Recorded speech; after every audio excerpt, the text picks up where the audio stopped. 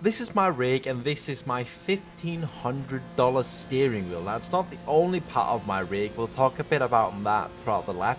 Now, I thought I would just take you through a quick lap of the Nurburgring Nordschleife as we have the N24 on the weekend. A huge event, an incredibly difficult one. Down towards the last corner, so we just take the curb on the inside as we exit onto the GP circuit, and this is where the lap actually officially starts. I just want us to start on the back straight. Now, N24 in the weekend.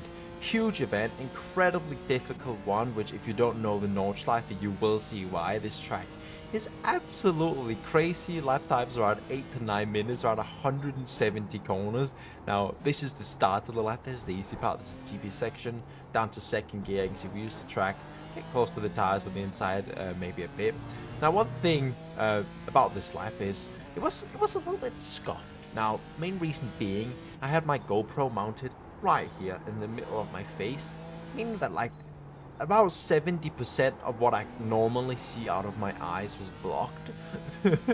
So I could barely see where I was going when I was driving this lap, to be honest. So it is a bit scuffed. I think it's a couple seconds off where it really should be, but it's still it's still quite a bit above average, I would say. So down into the hairpin, third gear. You can see on the entry we're kind of counter steering, which I think is an incredibly satisfying thing actually about this car. So it makes it a bit difficult because you counter steering there as well, but the fact that it's possible to counter steer and that you're actually sort of working with the grip that you have, it's not just being smooth all the time with your steering inputs or anything. You see, you can actually sort of fight it a little bit and make some adjustments. You'll see that especially in the start of the Nordschleife. I'll tell you when, but you will be able to see when.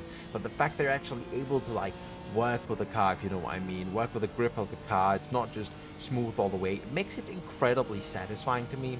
So down towards the last corner on the GP section before we head on to the main part, the Nordschleife, the green hell.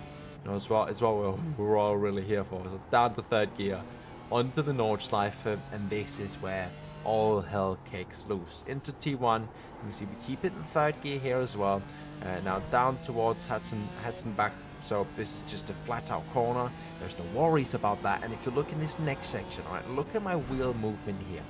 This is where I'm talking about the fact that you can really work with the car's grip. You can see I'm constantly adjusting to what the car feels like it's gripping up, absolutely mounting these curves. You can see my wheel is going crazy. But it's not overcorrecting or anything, because luckily enough I have a good enough base that is able to tell me or signal to me through force feedback exactly what the car is doing. I'm super happy with the Aztec Invicta base. A lot of my driving, actually, my corrections at this point, it's basically instinct. It's not like I'm doing it consciously or anything, but the base is basically telling me what to do, which I really like, of course, and especially in a car like this where you're counter steering a lot, it's really useful. So through Flugplatz, we just went through just a little lift, this one as well, a little tap on the brakes, down into, I think this is Arenberg or something. Third gear here as well. You can see this one is really sketchy as you get closer to the apex, but you just need to make sure that you get a stable apex and that you get a good exit, because you're heading onto a little straight, sort of heading downhill here again. Now this next section is incredibly tricky. Look at our wheel movement here as well, but first of all, look at this first curve, absolutely mounting it down to fifth, bonk, through that curb. Down to third gear here, actually carry a little bit too much speed. I'm almost running it off into the wall, but as I said, I can't really see anything on this lap, so it is a little bit scuffed in places. Now, I just thought it would actually be cool to sort of get a GoPro on board, because I haven't really done that with my wheel. I did it last year for the Nordschleife as well with my old wheel, my old base, but it is not nearly as satisfying as this. Like, really just driving this combo as well, it is as satisfying as I would say it looks. Now, I personally think that these videos are super satisfying to watch, so I don't see why other people wouldn't. I mean, if you don't think it's satisfying, you probably wouldn't be here anymore by now. So miss hit miss here as well. You see we just counter steering at entry.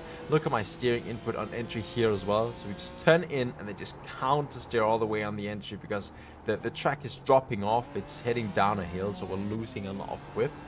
I completely missed the apex, but once again, it's hard to see the apex in the first place. And when you're basically blindfolded, it doesn't make it easier. All right, these two corners here, you can see here on the entry, it's important we get to the curb so we can carry the exit speed, the speed through the corner as well. Just counter steering a bit on the exit, had a little bit of an oversteer moment. Now next up is back right, which is one of the most important corners on the whole track, because we have our long straight heading up. Now this run I actually get a bad run. You can see I'm just oversteering a little bit on entry, slight oversteer on exit as well as I get onto the curb, so I actually end up getting a pretty bad run here. Now if you look down to my wheel, you can see I'm just cycling through to the delta, and I don't know if you can see it, but it's actually says I'm about 1.2 seconds off already at this point of where I actually should be. Yeah, that, you know, there's more time to find, and whenever I'm focused, and I can see, you know, we're also going faster than this. Now down to the Bravery corner, incredibly fast corner. So we just tab the brakes slightly on entry and get on throttle again. You can see we're close to the grass, but we actually managed to stay off it. We just get a little bit of sort of runoff there is on the exit there. Now we're slowly approaching one of the best sections of the track in my opinion. We just have to get through these corners first. Another third gear corner, now we'll come down to the carousel. This corner is important that we also keep a little bit of throttle on and that we don't fall out of it. Like, we want to stay on the inside here and not go wide. We lose so much time by going wide. You just see my camera shaking. So I run quite a lot of force feedback on my base, and when I mount a GoPro to my body, which is shaky through that corner, you know, you'll have the shaking as well. Now the best section coming up right now, high speed to the left through this first one, high speed uphill to this right one. I'm actually carrying a bit too much speed, so I just get on the grass, a little oversteer moment, which ends up meaning we don't really get a good run through that next corner either. And now we're heading downhill through this next one. You can see we just tap the brakes, sort of hug the curb on the left, absolutely mount the curb on the right side, use the whole track here as well. And now comes a really satisfying couple of cube corners. So we're heading downhill, which means the car gets light. So look at my steering, it is basically constant counter steering here. After I turn in, just counter steering, a little bit of normal steering. It's super satisfying. It's a little bit like driving a go-kart, to be honest, the amount of counter steering you're doing in this car. But there's something about it. Now, up to the last bit of the track, this is the flat out part of the track. So this is just full throttle basically. We've just got one little jump that we need to navigate, which is down here. So you can see I just lift off here and then just tab the brakes just as I land down to fourth gear, heading to the right, but we need to go to the left right here, counter steering through that corner with full throttle on as well.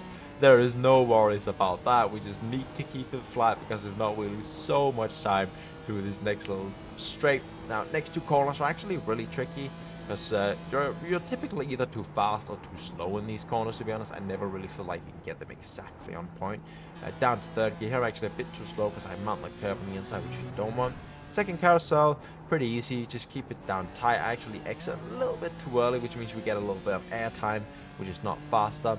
Last corner, we get on the curb on the entry and just make sure they want to get a good exit onto the back straight. Now this was a bit of a different video, just a bit of a chill one. I hope you're really enjoying the content on this second channel. I'm enjoying making it, and if you're enjoying it, make sure to subscribe. I've been Marcus, and I'll see you all in another one. Have a good one, have a lovely evening, goodbye.